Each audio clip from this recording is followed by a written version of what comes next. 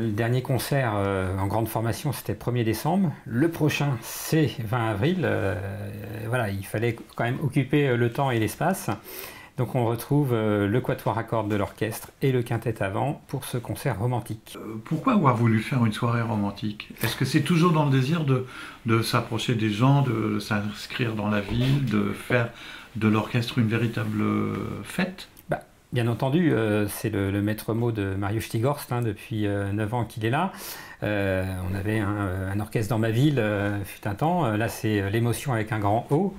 Et effectivement, quand on s'est dit, allez, faisons un concert de musique de chambre, au début, on n'était pas du tout parti sur le romantisme. Mais c'est la période, finalement. Saint-Valentin. Bah oui, en plein mois de février, la semaine de la Saint-Valentin, on ne pouvait pas y échapper. Flûte de champagne pour accueillir les mélomanes? On essaye de faire comme on peut. Vous allez faire comment alors pour ces flûtes de champagne?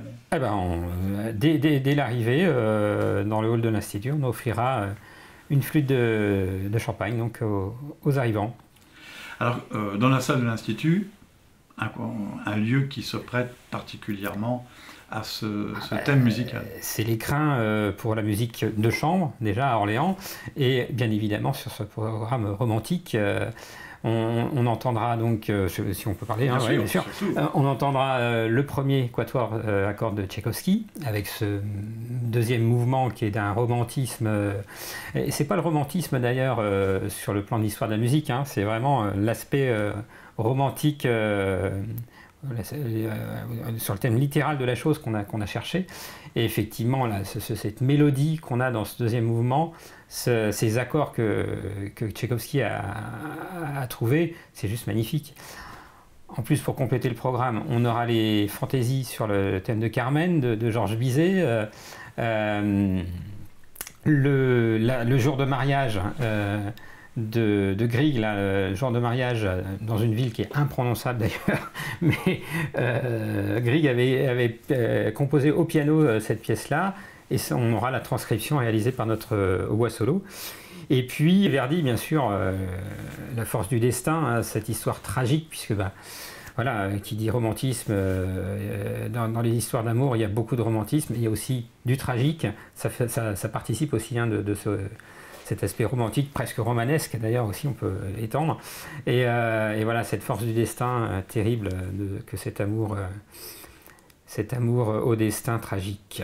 Il se peut qu'à un moment donné, effectivement, les deux formations se rejoignent, puisque on espère que, si ce n'est pas encore fait, à l'issue du concert, des couples se formeront. Et donc là, peut-être, on peut imaginer effectivement le quatuor à cordes et le quintet à vent convolés dans de belles notes. C'est une proposition des musiciens, puisqu'on a proposé donc, les deux formations, et on a dit aux musiciens de ces deux formations, voilà, vous avez chant libre sur le thème du romantisme. Bien évidemment, comme tous les programmes, c'est Marius Stigorst qui valide, et il a bien entendu validé ses propositions. L'OSO fait son cinéma, bien évidemment, on retrouvera les grands thèmes qui ont fait la gloire du cinéma, donc de la Strada jusqu'à Mission Impossible, en passant par E.T., Star Wars, Il était une fois dans l'Ouest. On va même aller chez Bernard Herrmann, grand compagnon d'Hitchcock, et donc on jouera Vertigo. Parce que ce qui est intéressant, c'est de voir effectivement ces histoires aussi entre les réalisateurs et les compositeurs. Il y en a eu Spielberg, John Williams, Ennio Morricone et Sergio Leone. Enfin voilà, c'est une grande histoire d'amour aussi entre ces... Encore une histoire d'amour. Toujours. Alors le carnaval des animaux, là aussi c'est une fête. Oui, une grande fête effectivement. Ça sera un carnaval, le programme sera un carnaval à lui entier. Et bien évidemment, on aura la pièce de Saint-Saëns, le carnaval des animaux, où on retrouve deux pianos solistes. Et ces deux pianistes, on les retrouvera aussi dans le double concerto pour piano de Poulenc. Oui. Voilà. Et puis...